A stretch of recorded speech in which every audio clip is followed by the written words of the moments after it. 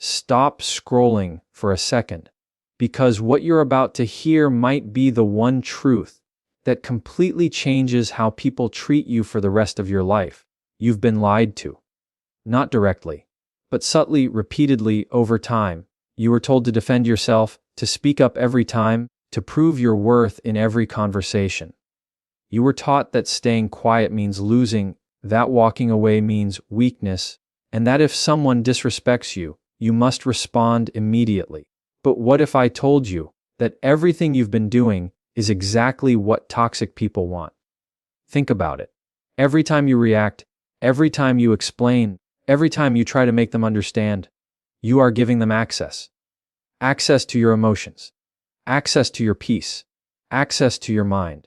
And once they have that, they don't need to control you because you're already responding on their terms. Here's the part no one tells you. Toxic people don't win because they're smarter or stronger. They win because they understand one thing you don't: how to control your reactions better than you do.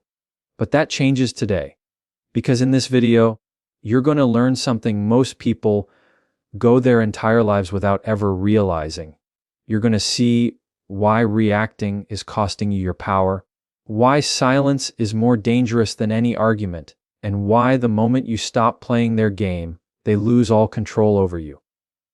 This isn't motivation. This is awareness. And once you see it, you won't be able to unsee it. So stay with me, because by the end of this, you won't just think differently. You'll respond differently. And that changes everything. Let's start with something uncomfortable, something most people don't want to admit. Your reaction, especially the emotional, immediate, unfiltered kind, is often the very thing that gives toxic people their power over you. Not their words, not their behavior, your reaction. Because the moment you react without thinking, you are no longer in control of yourself. And if you are not in control of yourself, then someone else is. Think about how these interactions usually unfold. Someone says something dismissive, disrespectful, maybe even subtly manipulative. And instantly, something inside you rises. It could be anger. It could be the urge to defend yourself. It could be that deep, almost automatic need to be understood, so you respond quickly. You explain. You justify. You push back. And in that moment, it feels like strength. It feels like you are standing your ground. But what's actually happening beneath the surface is very different. You are being pulled into an emotional state that they initiated. You are now playing on a field they created.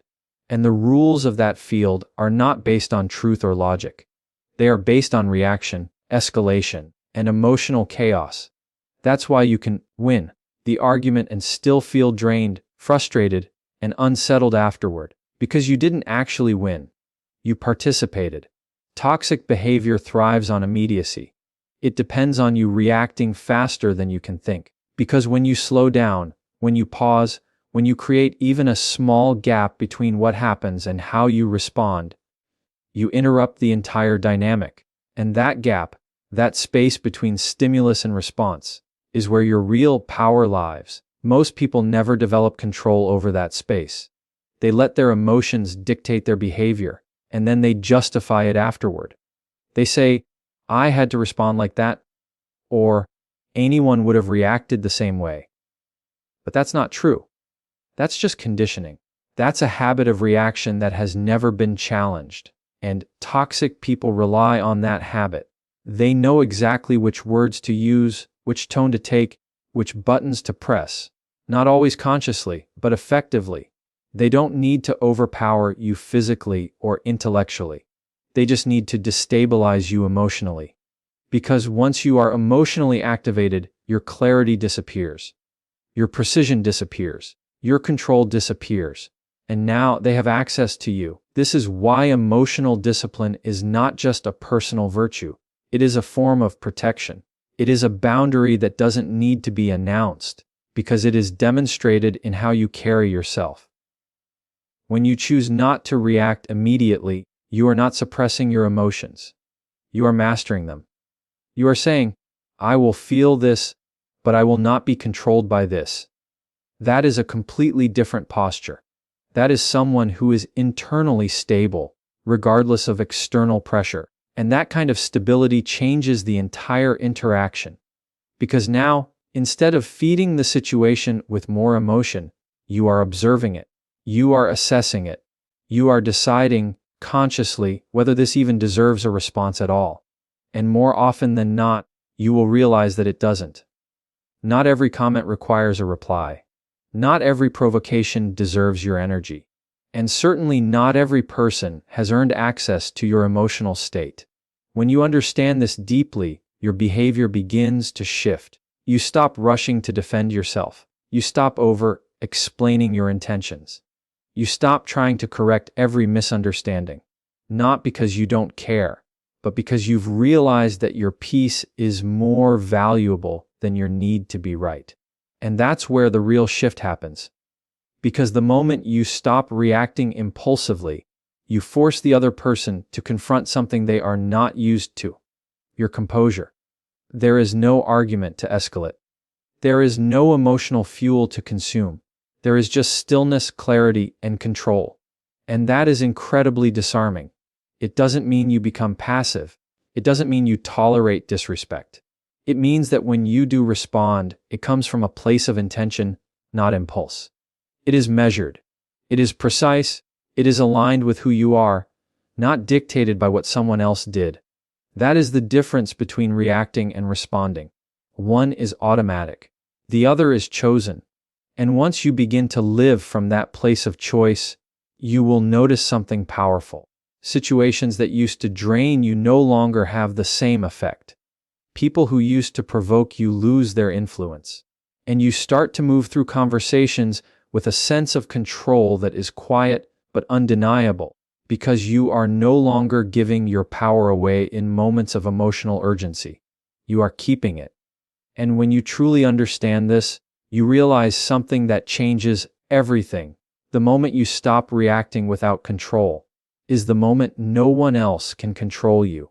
Now, once you begin to understand the danger of uncontrolled reaction, the next step is even more difficult and far more powerful.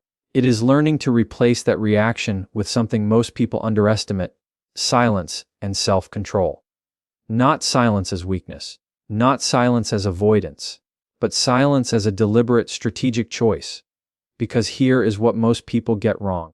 They believe power is expressed through words, through quick responses, through having the last say.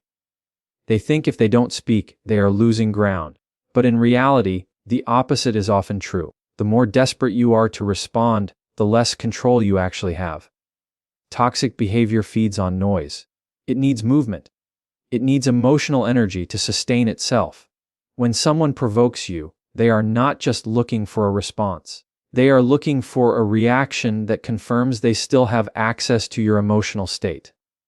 That they can still reach you, disturb you, and influence you.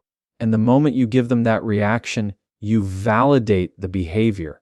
But when you choose silence, real silence, not passive-aggressive withdrawal, but calm, grounded stillness, you remove the very thing their behavior depends on. You give them nothing to work with. No escalation. No resistance. No emotional opening. And that is deeply unsettling for someone who expects control. Because silence forces a shift. It turns the focus back onto them. There is no longer a dynamic to manipulate, no argument to twist, no emotional current to ride. There is just space. And most people who rely on toxic patterns are deeply uncomfortable in that space. This is where self-control becomes essential, because silence without control is fragile. It can break under pressure. It can turn into suppressed frustration, which eventually leaks out in ways that are even more damaging. But silence with self-control is stable. It is intentional. It is rooted in awareness. You are not holding back because you are afraid. You are holding back because you are choosing a higher level of engagement. Or in many cases, choosing not to engage at all. And that distinction matters. Self-control is not about denying what you feel. It is about regulating how and when those feelings are expressed. It is the ability to experience emotion without being driven by it. To feel anger without becoming aggressive. To feel hurt without becoming defensive. to feel frustration without losing clarity. That level of control is rare, and because it is rare, it is powerful. When you operate from that place,